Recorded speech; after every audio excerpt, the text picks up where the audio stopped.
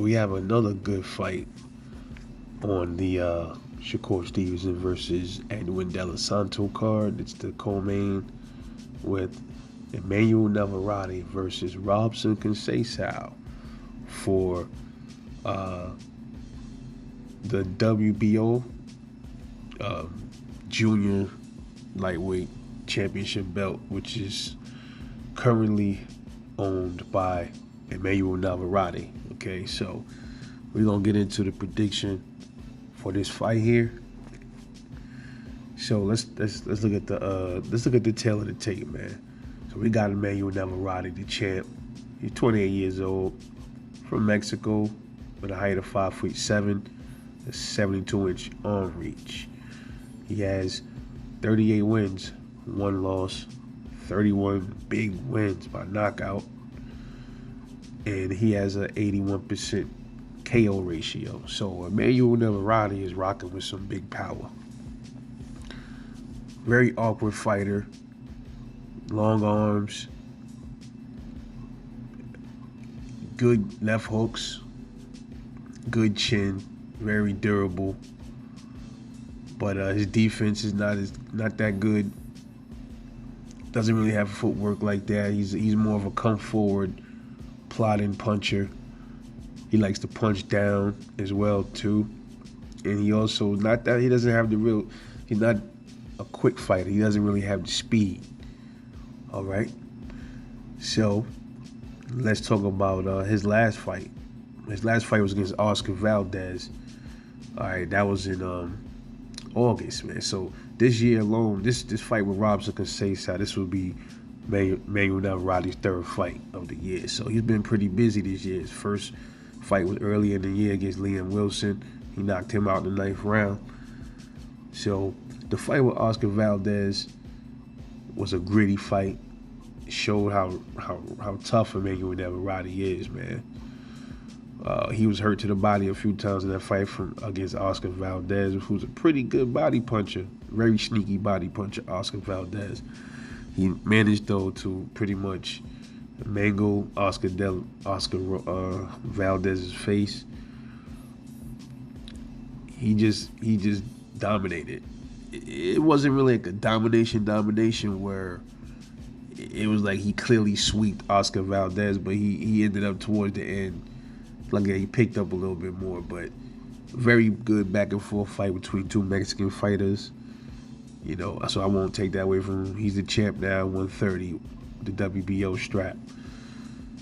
And then you got Robson Conceição, the opponent. He's at 17 wins, and he also has 2 losses and no draws.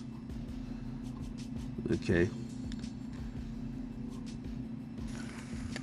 Now, Robson Conceição, he has 8 knockouts, okay? So he's not really known for a big punch. He has a 47% KO ratio, all right? 35 years old, 5'10" with a 70-inch arm reach. So he has the height advantage over Emmanuel Navarrete, but oddly enough, he has short arms to be so tall compared to Navarrete. And he definitely, Navarrete is much younger, all right? So his last fight was against a guy named Nicholas Polanco. And that fight kind of ended kind of awkwardly. You know, it led to like a headbutt at the end of the 2nd round, and went back to his corner. First, he's rolling around on the floor. I'm like, what the hell's going on with him? First, I thought he got punched low, but it was a headbutt. Then he went back to the corner. He said he was dizzy. They were going to stop it. The doctors came, looked at him. He said no, he wanted to fight. Then he got up. They was about to fight again. The bell rung. Then the ref stops it again and then sends him back to his corner. Guess he saw him looking a little dizzy. Then they started debating back and forth whether they wanted to stop the fight till they finally stopped it to a no contest, man. So Robson Conceição, like I say, he's a very awkward fighter. Doesn't really have the speed either. He always gave me, like, to me, he always had that style that was kind of almost like a Bernard Hopkins type.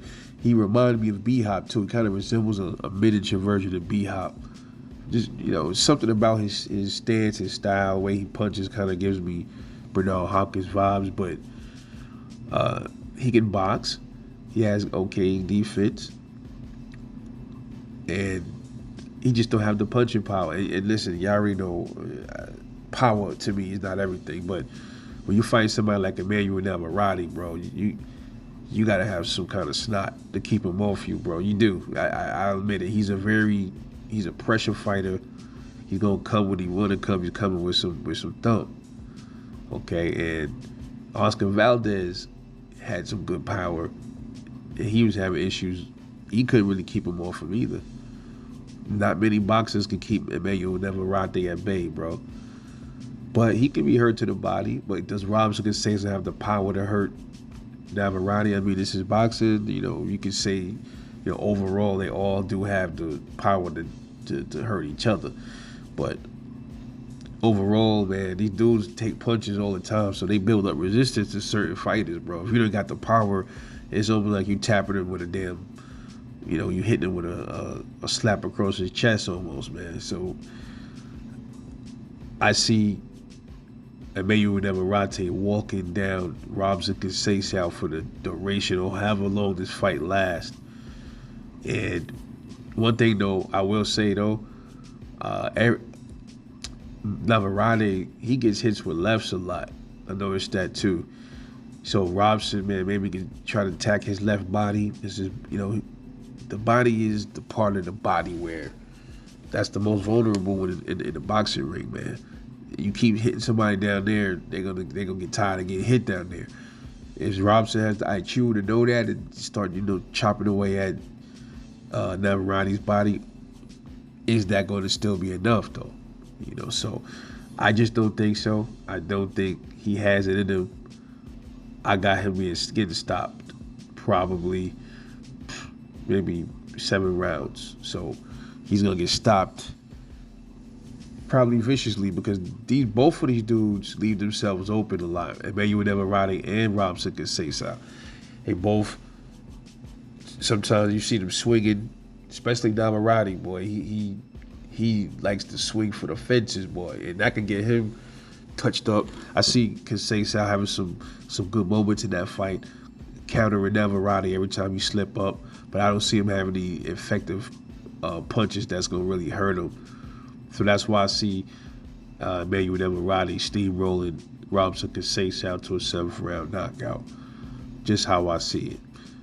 We'll see coming up. Let me know what you think. What's your prediction? This is Rebel Life Boxing. I'll catch y'all later on the next one. And I'm out.